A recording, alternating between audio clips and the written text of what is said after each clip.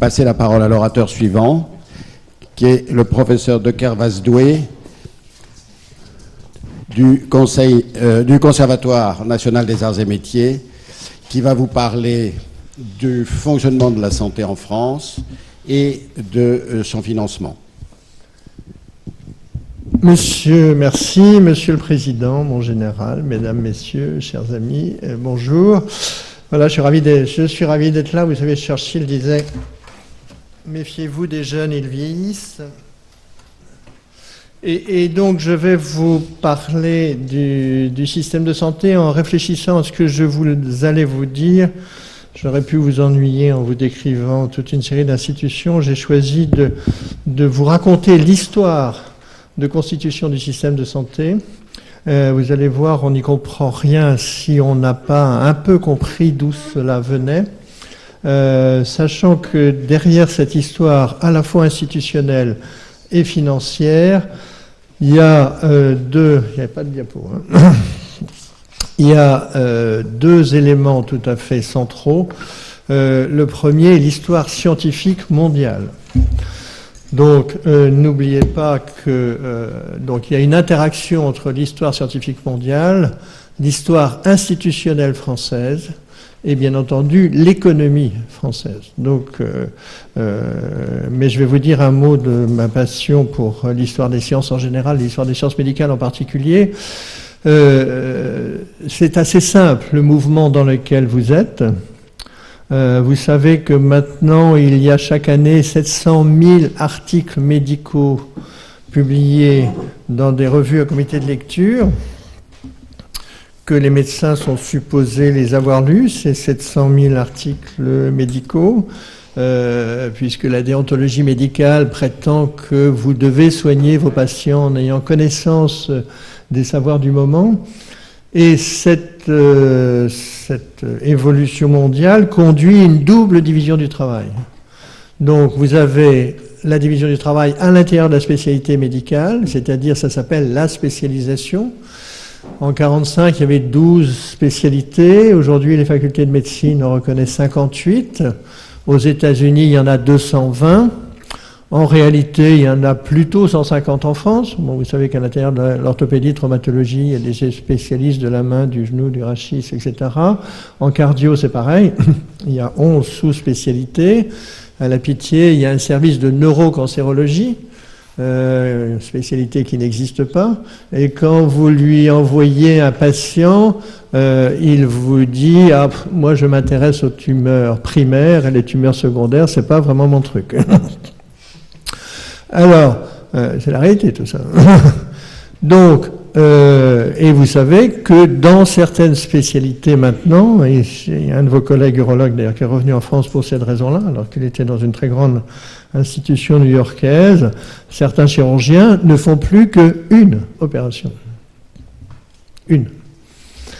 Alors, par ailleurs, dans toute cette histoire, vous savez qu'il faut rendre hommage à vos collègues, que je pense qu'en France, on a la meilleure chirurgie du monde. J'ai des raisons, je n'ai pas le temps de vous les présenter, de le croire et de le dire. Vous savez que beaucoup de la chirurgie endoscopique mondiale a été inventée en France, malheureusement sur des appareils allemands ou japonais, mais voilà, nous sommes à l'origine, et donc n'ayez pas, comment dirais-je, à être particulièrement timide à l'égard, c'est pas le qualificatif que je cherchais, mais à l'égard de la formation que vous avez eue. Elle est, je crois, excellente et au meilleur niveau mondial. Donc ça, c'est la première partie du préambule. Mais l'ayez toujours en tête, et ce que je vais vous raconter sur l'histoire des institutions françaises, il faut avoir ça derrière. Alors, la deuxième, c'est le b.a.-ba de la science politique, en 3 minutes. La science politique, c'est assez simple. C'est idée, institution, intérêt. Alors, il arrive assez rarement, mais il arrive, que des idées créent des institutions. Donc, je ne sais pas qui est le créateur de l'Académie de chirurgie, mais François Ier a créé le Collège de France. L'Académie française a été créée par Mazarin. La Sécurité sociale, qui fête ses 70 ans, a été créée par Monsieur Larocque. Et donc, quand une institution existe, que ce soit le syndicat des pilotes, que ce soit l'Académie française ou la sécurité sociale, elle suscite des intérêts. Alors à la fois des intérêts des gens qui y travaillent et des intérêts des gens qui en bénéficient. Et les institutions perdurent souvent très au-delà de la raison qui les ont créées. Je vous prendrai un exemple tout à l'heure en vous parlant de la sécurité sociale. Il y a à peu près 100 000 personnes dans les caisses d'assurance maladie aujourd'hui qui vérifient des droits que tout le monde a. Donc c'est une occupation intéressante, mais elle n'est pas vraiment collectivement utile. Donc, quand vous regardez comme moi l'ensemble des systèmes de santé du monde depuis longtemps, vous voyez que ces systèmes évoluent très rarement. Il n'y en a que 2 dans les pays occidentaux qui ont évolué sensiblement depuis 50 ans. Il y a le système canadien, qui est passé des systèmes américains à un système très particulier, original, je n'ai pas le temps de vous le décrire. Et puis il y a l'Italie, qui a copié le système britannique, mais ils ont oublié qu'ils n'étaient pas anglais. Donc vous avez un système qui, voilà, donc comme vous le savez, enfin non, vous ne le savez probablement pas, parce que j'ai beaucoup de mes élèves qui sont médecins, y compris des médecins militaires. Je sais que dans ces domaines, en général, vous ne savez rien. Dans le système britannique, c'est vous, les médecins ou les chirurgiens, qui organisez les listes d'attente. Et au Royaume-Uni, personne n'intervient jamais, même pas The Queen, sur une liste d'attente. C'est must behave, comme disent les Anglais. Mais en Italie, Mackay, on connaît le cousin, la grand-mère, enfin bref, ça ne marche pas de la même façon. Alors, venons-en à nous. Donc, vous allez voir, ça va aller assez vite. Pour comprendre le système de santé français, donc je vais faire 2 parties, une partie sur la partie non financière, ça c'est à votre demande, et une partie sur la partie institutionnelle, mais je vais commencer par la partie institutionnelle. Alors, bon, comme vous le savez, peut-être beaucoup de choses commencent avant la Révolution française. À Paris, il y a des traces de cette histoire qui sont aussi belles que prestigieuses, y compris à l'intérieur de l'assistance publique de Paris, mais en dehors de l'assistance publique de Paris, il y a les Invalides.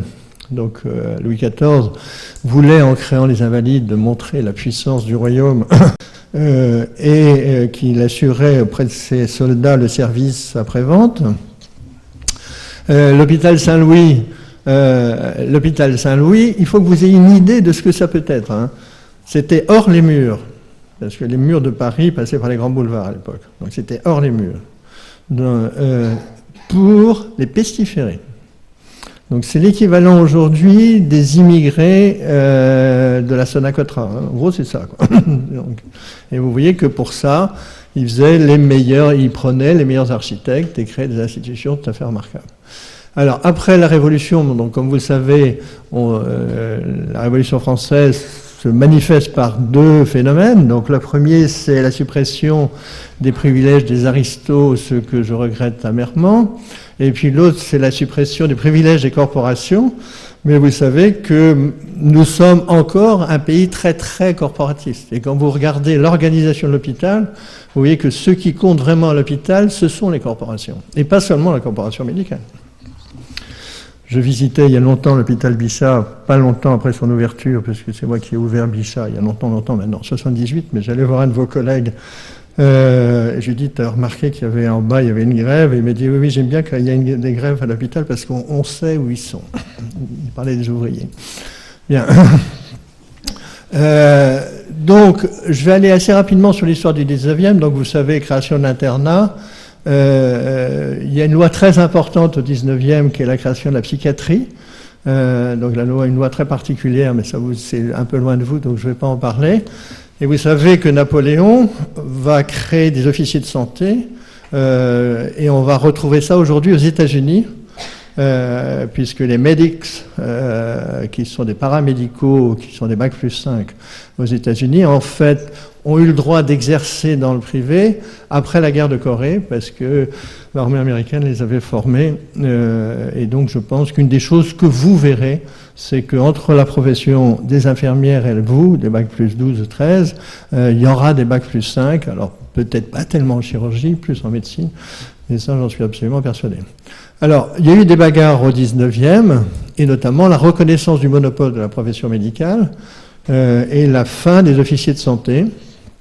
Et ça, c'est et la reconnaissance des syndicats qui jusque-là étaient interdits. Alors, il faut que vous ayez une idée précise de ce qu'étaient les médecins en 1900. En 1900, 60% des médecins gagnaient moins que le SMIC. Donc l'idée ou l'image que l'on a des médecins, donc c'était en général des bourgeois qui avaient du bien, comme on disait à l'époque. Il y en avait qui gagnaient très très bien leur vie, mais c'est très très peu parce que tout simplement la médecine était peu efficace. Donc la probabilité que vous avez d'être soigné en allant voir un médecin plutôt que n'importe qui d'autre, c'est quand ? À partir de quand vous avez plus de chances d'être soigné en allant voir un médecin que n'importe qui d'autre ? Allez, 1945. Donc la chirurgie a commencé à être efficace, enfin à être possible, quand grâce à un dentiste américain, on a retrouvé une manière d'endormir les patients. La découverte de l'asepsie, comme vous le savez, Samuel Weiss, il a fini par se suicider, et c'est vraiment Pasteur. Donc c'est la fin du 19e, mais quand vos collègues, et moi j'en ai connu certains, avant les antibiotiques, quand il y avait une infection, c'était fini. Hein. Donc l'impact de la médecine sur la santé, ça commence avec les sulfamides 1930, c'était de l'ordre de 10% en 1970. Aujourd'hui, l'impact de la médecine curative sur la santé, c'est de l'ordre de 30%. Alors, c'est considérable, hein, c'était 0 en 1945, mais il y a des tas d'autres phénomènes qui jouent sur la santé qui n'ont pas grand-chose à voir avec la médecine.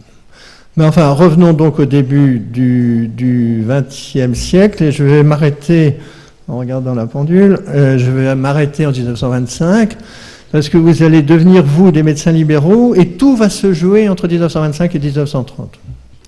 Donc, ce qui gouverne aujourd'hui l'organisation de la médecine libérale en France, ça s'est passé il y a 80 et quelques années, 90 ans. Alors, après la guerre de 14, président du Conseil, Alexandre Mitterrand demande au Premier ministre, qui n'est pas vraiment le ministre de la Santé, mais ministre de l'Hygiène, de faire une loi assurance maladie. Alors, il le fait pour 3 raisons.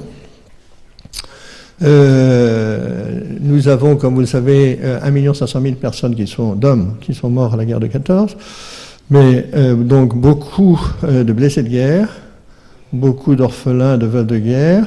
Nous retrouvons les départements d'Alsace-Lorraine, et l'inventeur de la Sécu, c'est le comte von Bismarck, et donc les départements d'Alsace-Lorraine n'ont pas du tout envie d'abandonner le système de sécurité sociale. Et il y a le même problème qu'en 1883, quand Bismarck va créer le système allemand, c'est que il va le faire pour lutter contre les socialistes, les communistes. Il n'y avait pas de communistes à l'époque, hein, ça viendra après. La raison est la même. Donc en France, c'est qu'en 1919, le gouvernement souhaite généraliser ces lois pour des raisons politiques. Alors, il y a un premier débat en 1925 et un vote à l'Assemblée nationale d'une loi sur le paiement à l'acte et le débat sur les tarifs opposables. Alors, à l'époque, vos confrères, très peu d'entre eux étaient payés à l'acte. Très peu d'entre eux étaient payés à l'acte. L'essentiel venait avec leur canne et leur chapeau, présenter leurs honoraires, en gros à la tête du client, à la fin de l'année. Donc je vous rappelle qu'à l'époque, 40% de la population française était agricole, et donc autour de Noël, ils venaient présenter leurs honoraires, et n'étaient payés à l'acte que les patrons parisiens, lyonnais, montpelliérains pour l'essentiel. Et il y a eu donc un débat en 1925 sur la question du tarif opposable. Alors, qu'est-ce que c'est qu'un tarif opposable? C'est quelque chose que vous connaissez en assurance, quand vous avez une assurance automobile. Le tarif, enfin la prime que vous payez, elle est opposable à l'assureur, à vous, mais également à un tiers qu'est le garagiste. Donc, nos ancêtres n'avaient pas d'informatique, mais ils n'étaient pas plus idiots que nous, et ils savaient qu'il n'y avait pas de possibilité d'avoir d'assurance s'il n'y avait pas de tarif opposable. Autrement dit, si on ne savait pas ce qui se passait en cas de risque.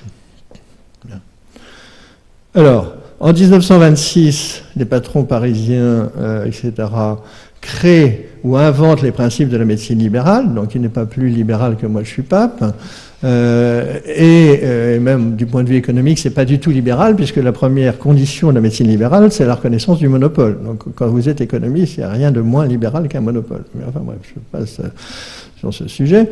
Et donc je vous rappelle les conditions: liberté de choix, liberté d'honoraires, liberté de prescription, liberté d'installation et non-contrôle des pratiques cliniques. Sur ce, en 1927, se crée la CSMF. Je me suis amusé il y a quelques années à prendre un papier du créateur de la CSMF et du patron de la CSMF en 2000 ou en 2002 et de montrer que c'était exactement le même discours. Et le Parlement va reculer une fois en 1928 et une deuxième fois en 1930.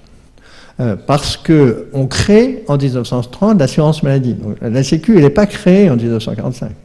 Elle est généralisée, même pas généralisée en 1945, elle est créée en 1930. Et donc, on va avoir à ce moment-là ce qu'on appelle tarif opposable, tarif de prestation, et qu'aujourd'hui on appelle secteur 1, secteur 2. Alors quand vous regardez l'histoire des relations entre la profession médicale et l'État de 1930 à 2015, vous voyez qu'on rejoue le même film depuis 85 ans, et qu'il y a eu un tarif national opposable une seule fois, c'était entre 1971 et 1980.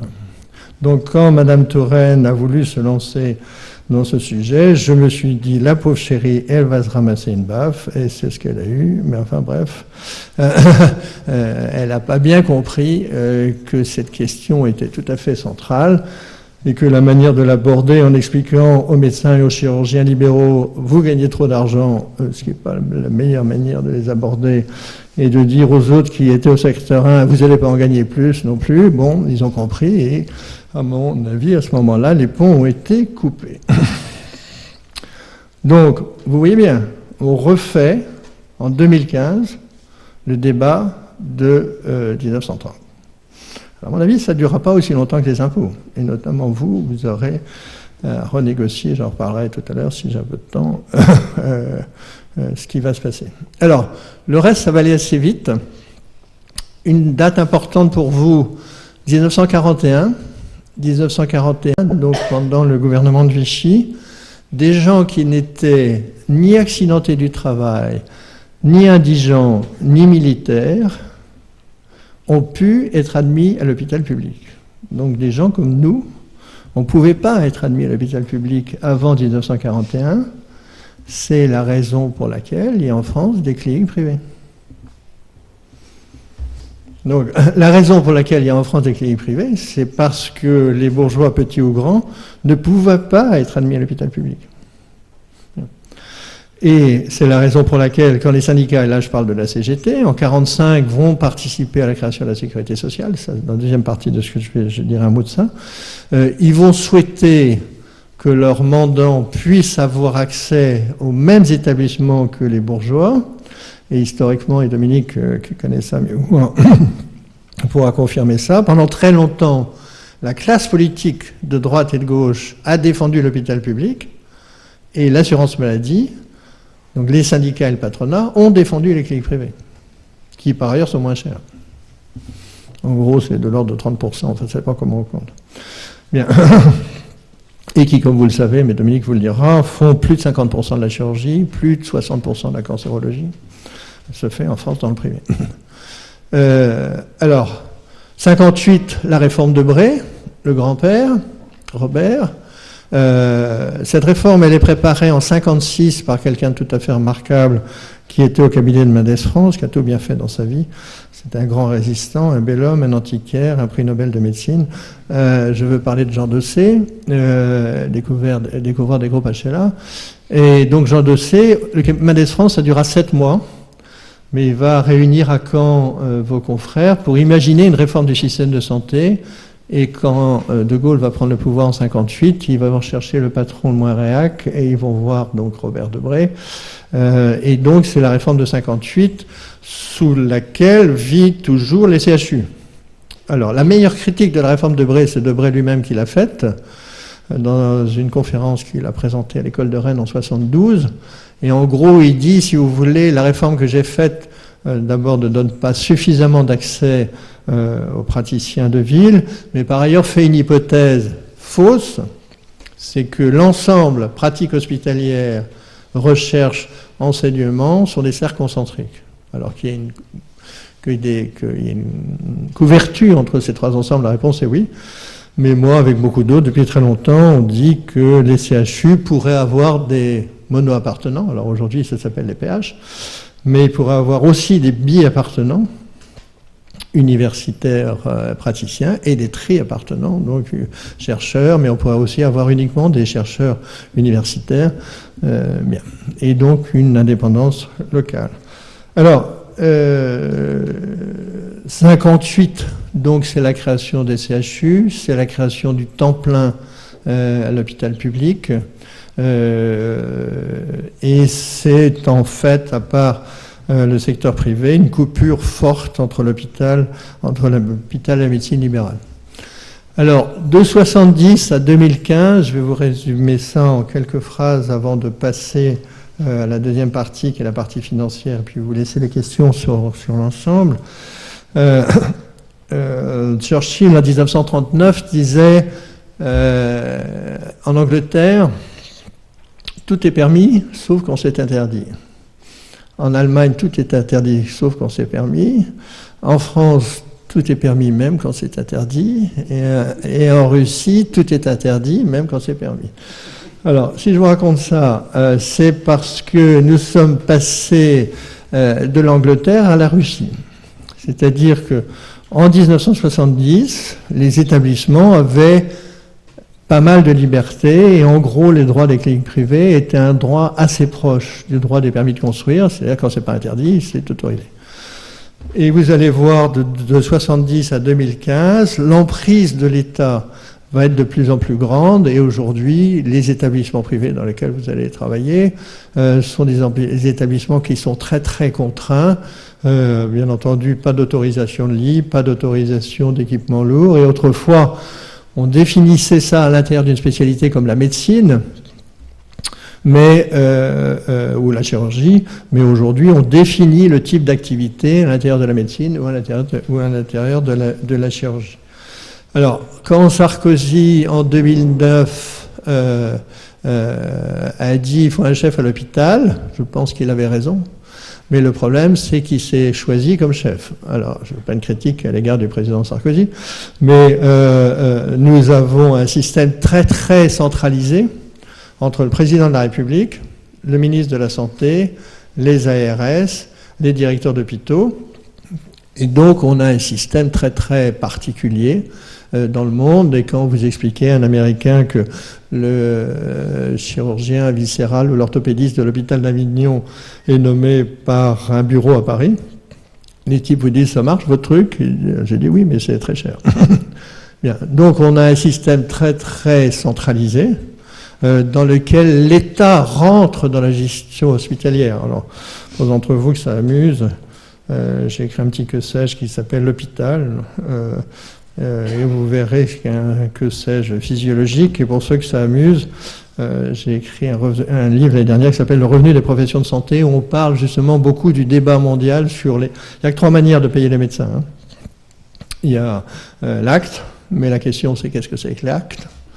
Alors, on a travaillé notamment sur la nomenclature de chirurgie en faisant quelque chose d'idiot, mais de très fondamental pour vous.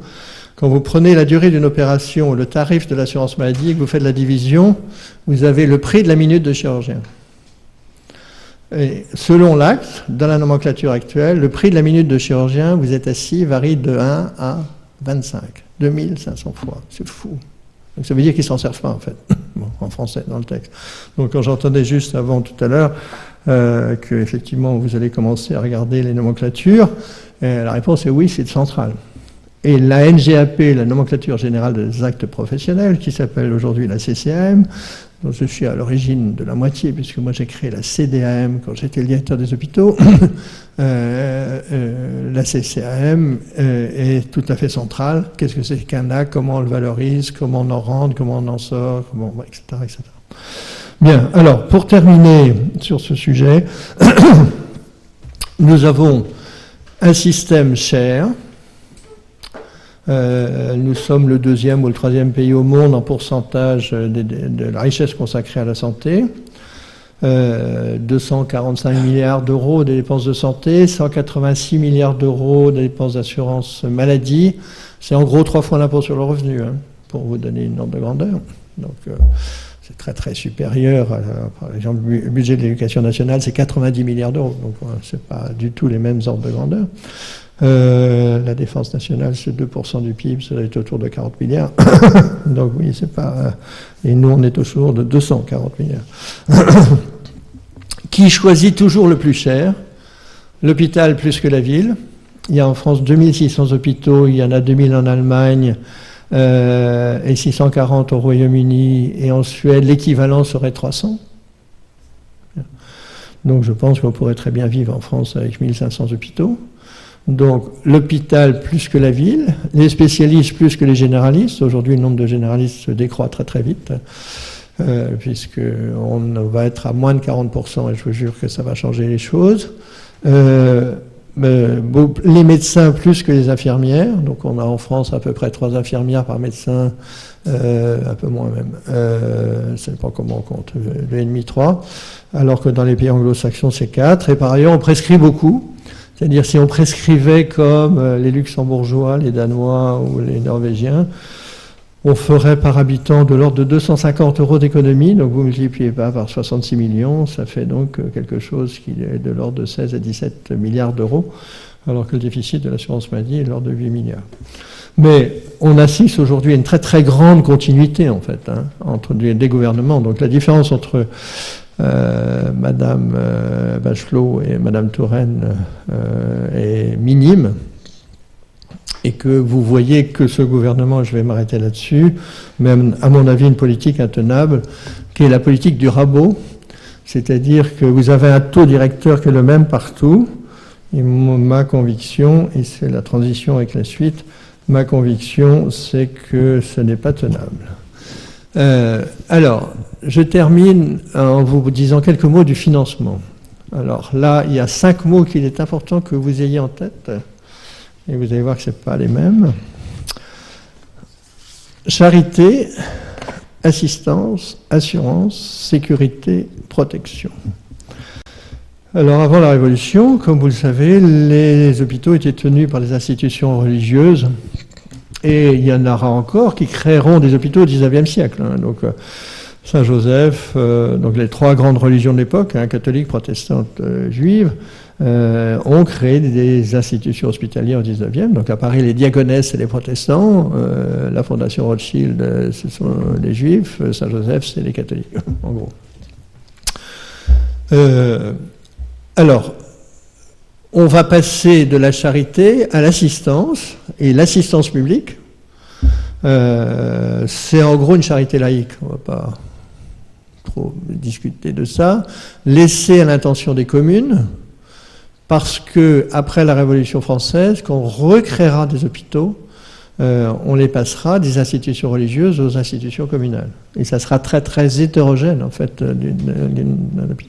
Bien. Assurance. Donc l'assurance maladie s'est créée en 1930 pour les travailleurs salariés de l'industrie, en gros. Mais à partir de 1945, un certain nombre de professions vont refuser la sécurité sociale. Elles vont la refuser, et toute l'histoire de la Sécu, de 1945 jusqu'à 2000, ça va être le rattrapage de cette erreur. Donc on va créer un régime pour les agriculteurs, qui va devenir obligatoire qu'en 1971, un régime pour les indépendants, etc. Mais tout ça, c'est lié à la notion de travail. Alors Giscard d'Estaing, qui fut le président le plus social, sinon le plus socialiste, a fait passer une loi qui couvre, si j'ose dire, 2 professions particulières, qui sont les religieuses et les prostituées. C'est la même loi, l'une et l'autre parce qu'elles ont donc un droit particulier, et pour savoir qu'elles ont donc une notion de travail un peu particulière aussi. Donc on a couvert par une loi spécifique, si j'ose dire, ces professions. Mais il y a eu un débat pour les curés, il y a eu un débat pour les chômeurs, donc au moment de la création du NEDIC, et on n'arrivait pas à couvrir 100% des gens. Et 100% des gens, ça sera la loi CMU, Martine Aubry, où là tout change, puisque c'est plus le travail qui définit les droits d'assurance maladie, c'est la résidence légale sur le territoire. Donc depuis le 1er janvier 2000, tout le monde est couvert par l'assurance maladie, et depuis le 1er janvier 2001, tout le monde est remboursé de la même façon, parce que les médecins avant n'étaient pas exactement, et les professions libérales n'étaient pas exactement remboursés comme les autres. Donc vous voyez, dans les caisses d'assurance maladie, et dans les hôpitaux, et dans les cliniques, quand on vous demande votre carte vitale, ça ne sert à rien. Tout le monde a des droits. Donc, ça pose la question de la fusion des régimes. Donc vous voyez, idée, institution, intérêt. On a gardé des régimes agricoles, indépendants, etc., alors que leur justification est aujourd'hui nulle, zéro. Et qu'il suffirait de vous demander soit votre permis de travail, soit votre carte d'identité pour voir vos droits. Alors c'est vrai avec une petite nuance sur les gens qui sont remboursés à 100%. Mais voilà. Alors, le financement, il est lié à, et je vais terminer là-dessus, à la situation de 1945. Donc, à mon avis, les gouvernements de gauche ou de droite sont particulièrement aveugles. Donc en 1945, un Français avait 3 périodes dans sa vie. Une qui terminait à la fin de l'adolescence. Ensuite, il allait travailler, ou il ou elle, dans une entreprise ou pour l'État. Et s'il avait de la chance, il prenait sa retraite. Alors pour vous donner quelques ordres de grandeur, en 1945, l'espérance de vie était de 61 ans. L'âge de la retraite était de 65 ans. Bien. Pour vous donner un deuxième ordre de grandeur, j'ai regardé ça pour autre chose récemment, en 1945, il y avait 22 000 personnes qui passaient le baccalauréat. Bien. Moi, quand je l'ai passé, on était 60 000 en 62. Aujourd'hui, c'est 600 000, donc c'est pas exactement la même chose. Et aujourd'hui, un Français a 5 périodes dans sa vie. Les mêmes 3, et puis il y a une période bizarre entre 18 et 26 ans, parce qu'il y a 26 ans, la moitié des gens ne travaillent pas, et à 59 ans, la moitié des gens ne travaillent plus. Donc vous faites porter l'ensemble de la protection sociale et l'essentiel de la fiscalité sur vous, puisque vous avez tous plus de 26 ans vraisemblablement, sur les 27-59 ans, alors que vous êtes en concurrence avec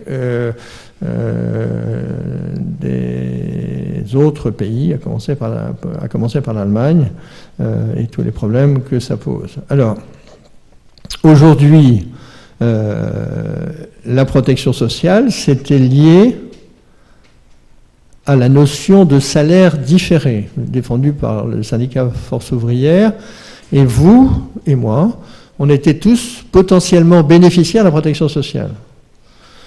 On en a été bénéficiaires parce qu'on avait des enfants, donc ça c'est les allocations familiales.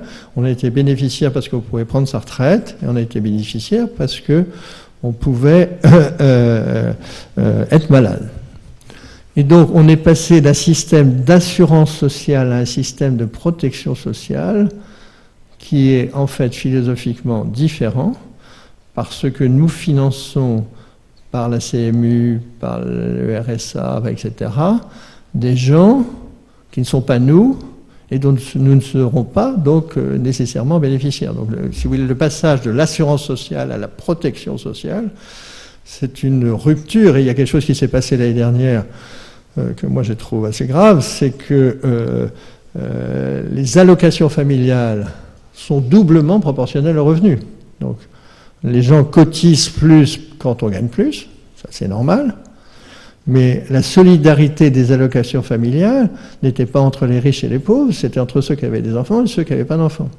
Et donc aujourd'hui, vous, certains d'entre vous doivent être dans ce cas, qui gagnez raisonnablement votre vie et qui avez des enfants, les allocations familiales sont plafonnées, et ça conduit à une triple rupture de solidarité que vous voyez en ce moment. Donc, le départ des riches, qui est une très mauvaise nouvelle quand même, parce que les riches, ils investissent là où ils travaillent.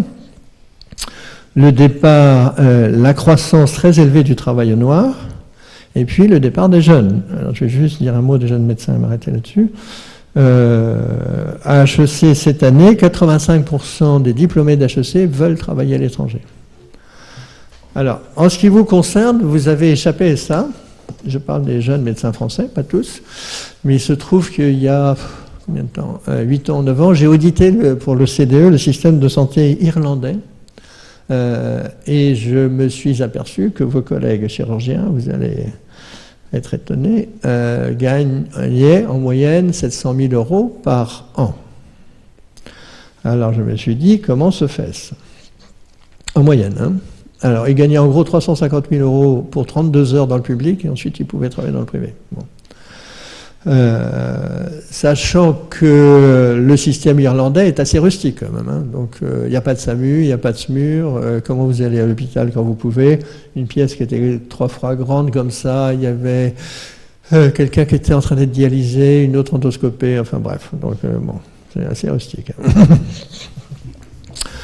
Alors, la raison de tout ça, c'est qu'il y a un marché mondial du chirurgien anglophone. Et que vos confrères de Trinity College, qui sont bien formés, ils peuvent aller travailler en Thaïlande, en Nouvelle-Zélande, en Australie, et assez facilement aux États-Unis obtenir une green card. Donc, il y a un marché mondial du chirurgien. Alors, ce marché mondial des chirurgiens, les médecins français ou les chirurgiens français en ont été coupés, sauf quelques-uns d'entre vous que j'ai rencontrés qui me disent je publie, puis ensuite je m'en vais. Donc, et je suis persuadé, je viens de remettre au gouvernement un rapport sur l'accueil des malades étrangers. J'étais hier en Arabie Saoudite, j'y retourne la semaine prochaine. Là, c'est effectivement la formation américaine qui domine. Bon, ils ont envie un peu de diversifier leur origine. Voilà. Donc, pour terminer, nous avons un vieux système qui ne se comprend que par son passé. Nous avons des atouts tout à fait extraordinaires, à commencer par vous et votre formation. Nous avons un système sans file d'attente. Nous avons un système néanmoins déficitaire, et je ne pense pas que l'on puisse le réguler par la seule croissance qui, comme vous le remarquez, n'arrive pas. Donc on sera obligé de faire des réformes de structure, et j'espère que ces réformes de structure seront faites de manière intelligente. Et voilà ce que je voulais vous dire en quelques mots ce matin. Merci.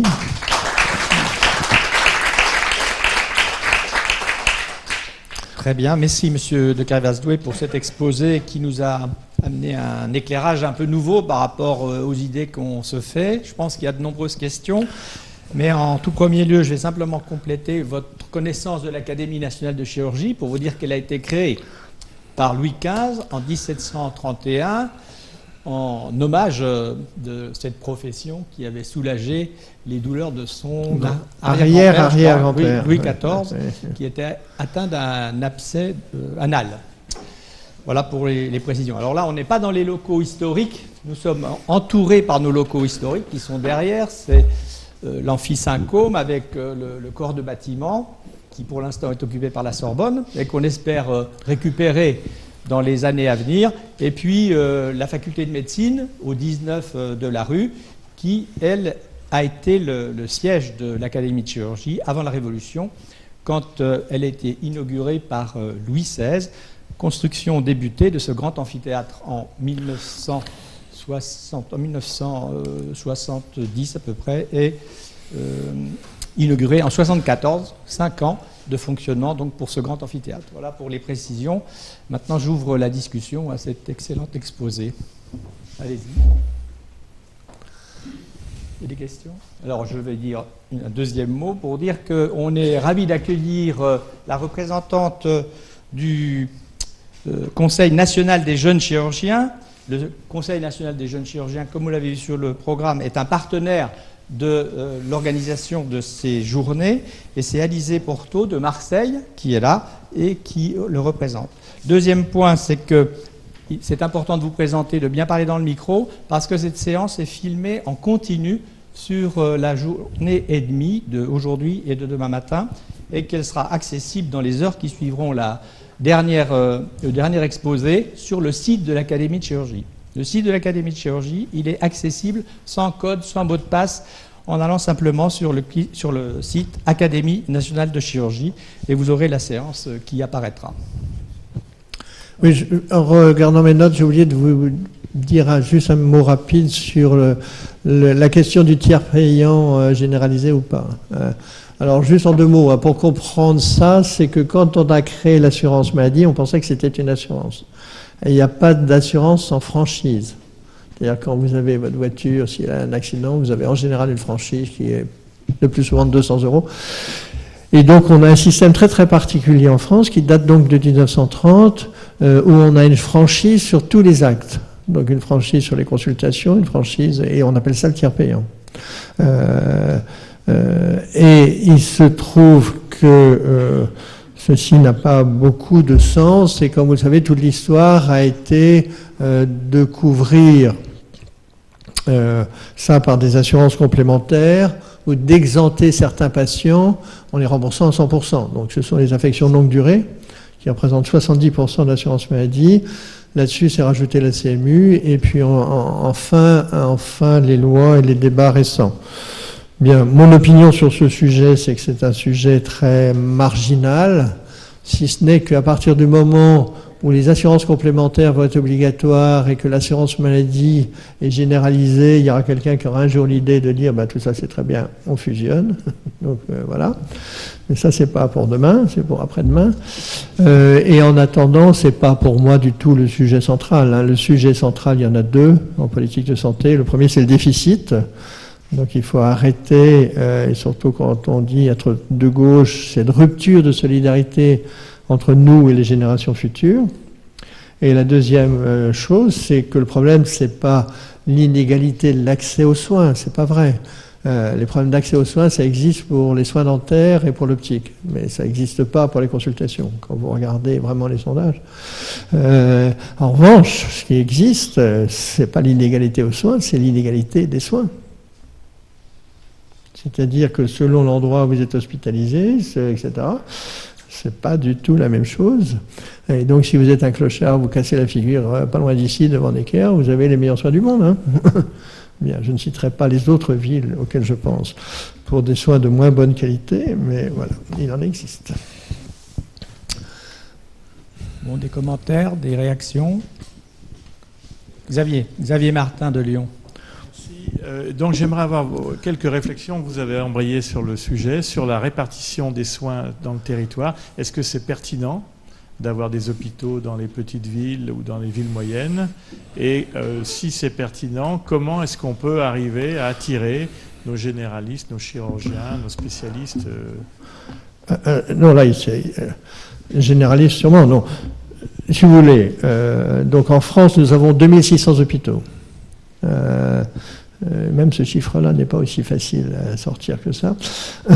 Donc, je vous l'ai dit, il y en a 2000 en Allemagne, alors que la population allemande est 25% supérieure à la nôtre. Donc, vous pouvez dire que moi, en ce moment, j'essaye de faire travailler une agence pour laquelle je suis au conseil scientifique sur est-ce qu'on pourrait avoir en 10 ans 1500 hôpitaux en France? Est-ce que ça serait mieux? Est-ce qu'on pourrait avoir 1500 hôpitaux en France? En théorie, oui. En pratique, je ne sais pas. Est-ce que ça serait mieux? La réponse est sûrement oui. Le problème des petits hôpitaux, c'est jusqu'où êtes-vous prêt à payer des gens à ne rien faire? Alors, je reviens à ce que je disais. Du fait de la division du travail et donc de la spécialisation, la base populationnelle pour faire marcher un service augmente. Donc, quand vous avez un orthopédiste, en gros un orthopédiste c'est 30 000 habitants, à condition qu'il fasse toute l'orthopédie. Si vous voulez un bon service d'orthopédie, il faut 5 chirurgiens. Les gardes, les astreintes, les vacances, le machin, bon bref. Donc ça fait 150 000 habitants. Vous divisez 60 millions, 65 millions par 1500, donc ça fait 6 multiplié par 60, enfin en gros ça fait 400 services d'orthopédie. Et en fait, vous en avez 800. Et donc, si vous voulez, c'est pas la méchanceté des ministres ou le reste qui fait que les hôpitaux ferment et que, etc. C'est simplement, c'est du fait de l'évolution de vos formations. Alors, il y a un autre phénomène dont je n'ai pas parlé, qui est le yo-yo de la démographie médicale. Alors que tous les ministres et beaucoup de gens sont très coupables d'avoir voulu traiter d'un problème de long terme, d'un problème de court terme, par des mesures à long terme. Alors, je vais vous dire en 3 mots la démographie médicale en France. En 68, il y avait 60 000 médecins en France. La population française était de 45 millions à peu près. Aujourd'hui, il y en a 230 000. En 69, il y a eu 13 000 médecins en 2e année de médecine. Vous m'entendez ? Presque 20% de la profession médicale était en 2e année de médecine. L'année des reçus-collés, c'est 71, et là, il y en a eu 8500. Donc, entre 69 et 79, vous avez eu 100 000 médecins en formation. Bon, alors qu'il y en avait 60 000 en exercice. Alors, ensuite, ça a descendu bien au-delà de ce qui était raisonnable, puisqu'on est descendu à 3500. Et en ce moment, on est remonté à 8000. Donc, vous avez une vague qui se balade sur 50 ans, hein, parce que quand on fait le numerus clausus en 2e année de médecine, les gens ont 20 ans. donc, ils vont pratiquer. Chirurgien, c'est un peu moins, parce que vous travaillez, en fait, d'une période assez brève de votre vie, puisque vous installez vers 36-37 ans en moyenne, et puis vous arrêtez de travailler pour des raisons... ça dépend, bien entendu, mais c'est plutôt autour de 60-65 ans qu'après 70 ans, ce qui n'est pas vrai des médecins. Alors, par ailleurs, il y a un autre phénomène, c'est la fin des CES. Donc, vous allez avoir un gros problème aujourd'hui, qui sont les anesthésistes. Alors pourquoi c'est un problème aujourd'hui? C'est qu'avant 1983, il y avait 2 manières de devenir spécialiste. Il y avait l'internat et l'autre c'était les CES. Et beaucoup de femmes, notamment, choisissaient les CES pour des raisons qui les regardaient, mais parce qu'elles n'avaient pas envie d'avoir des gardes des astreintes. Je vous rappelle que l'internat de Paris, dans les années 60, c'était moins de 80 personnes. Hein. Donc moi j'ai beaucoup d'amis, dont un d'entre eux qui est mort malheureusement, qui disait avoir été reçu major à l'internat, ce qui était vrai, mais il oubliait de dire que c'était au 5e concours. Bien. Donc les choses ont énormément changé. Quand vous regardez la démographie des anesthésistes, vous voyez que c'est une femme qui a accouché. Là. Donc il y avait les CES, et ils sont en train de partir à la retraite puisque c'est 83. De 83 2015, ça fait 40 et quelques années. Et donc, ce qui va restructurer les services de chirurgie, c'est la fin des anesthésistes. D'autres questions, commentaires? Merci. Je vais vous poser une petite question avant qu'on fasse un petit break. Par rapport à ce que vous avez dit, ça enchaîne un petit peu sur ces spécialités qui sont maintenant morcelées en sur- ou sous-spécialités, on ne sait pas encore très bien comment il faut les intituler, et qui ont des avantages, bien sûr, parce que quand on répète toujours la même chose, probablement qu'on doit gagner en performance. Mais à l'inverse, et c'est une question qui m'est posée justement pour le prochain congrès de la Sofcot, et donc je vous demande de m'aider à donner une réponse pertinente, c'est que les gens de la spécialité, qui est déjà très morcelée, la Sofcot en particulier, c'est eux qui posent la question, mais ça se posera aussi pour nous, les chirurgiens viscéraux, parce que maintenant c'est le foie, c'est la paroi, c'est le côlon, le rectum, l'œsophage, donc c'est des spécialités aussi qui vont être morcelées. C'est leur capacité, derrière peut-être sous-entendu leur volonté, leur capacité à pouvoir assurer la prise en charge des patients dans le cadre de l'urgence, où là les pathologies ne sont pas triées et où il est difficile de mettre en place dans toutes les villes une garde pour l'épaule, une garde pour la main, une garde pour le 5e orteil. Qu'est-ce que vous en pensez de ça? Est-ce que ça va évoluer dans ce sens? Vous savez ce que dit votre confrère Guy Valencien? Il dit qu'à terme, il n'y aura plus qu'un service de chirurgie par région. Pour cette raison-là. Alors, Guy, je partage ses idées. Et quelquefois, il les exprime de manière... Enfin, il raccourcit le temps. Mais je pense, par ailleurs, que, comment dirais-je, l'évolution américaine n'est pas souhaitable, parce qu'il est important que vous, les chirurgiens, continuez à être de bons cliniciens. Et que vous ne soyez pas simplement des opérateurs. Et donc, il faut qu'à mon avis, cette surspécialisation s'arrête un peu, mais ça, c'est votre problème, c'est pas le mien. Néanmoins, la tendance mondiale, elle est très très claire. Là, j'ai visité, là, pour la mission que j'ai faite pour Fabius sur l'accueil des patients étrangers en France, un hôpital taille dont vous n'avez aucune idée de la qualité. Vous rentrez dans un hôtel 5 étoiles, avec l'accueil taille, on vous fait votre carte en 2 minutes, avec votre photo, signe vitaux, vous dites que vous avez mal à la gorge, vous montez au 5e étage dans quelque chose qui ressemble à un grand hôtel, vous êtes vu, et vous avez vos médicaments et vous payez en moins d'1 heure. Bien. Donc je vois le Chief of Medical Staff de cet hôpital et il m'a dit, je lui ai dit qu'est-ce que vous faites? Il m'a dit je suis orthopédiste. Il a dit et qu'est-ce qui vous intéresse? Il dit l'arthrose de l'épaule. Je lui ai dit seulement ça. Je lui ai dit c'est la gauche ou la droite? Bon, il a souri. Voilà. Donc très bien. D'autres commentaires, réactions? Oui, alors allez-y. Je vous apporte le micro, pardon. Je m'en vais dans 2 minutes. Vous nous avez parlé du financement qui était compliqué et des déficits. Comment vous, qui a priori êtes le mieux placé d'entre nous, imaginez-vous, concevez-vous l'avenir? Alors ça serait très long, mais en gros, je pense que la base fiscale doit être déconnectée du travail, donc c'est la CSG. Donc grâce à Rocard, la situation est moins grave qu'elle ne pourrait être, mais la CSG, si vous voulez, en 1993, l'État n'apportait que 7% des cotisations d'assurance maladie. Aujourd'hui, c'est 35%. Mais la raison pour laquelle on garde le financement assurance maladie, c'est parce qu'on garde la fiction du partenariat social d'après la guerre. Et cette fiction est due au fait que les résistants se méfiaient beaucoup des parlementaires, parce que, comme vous le savez, le Parlement avait voté les pleins pouvoirs à Pétain.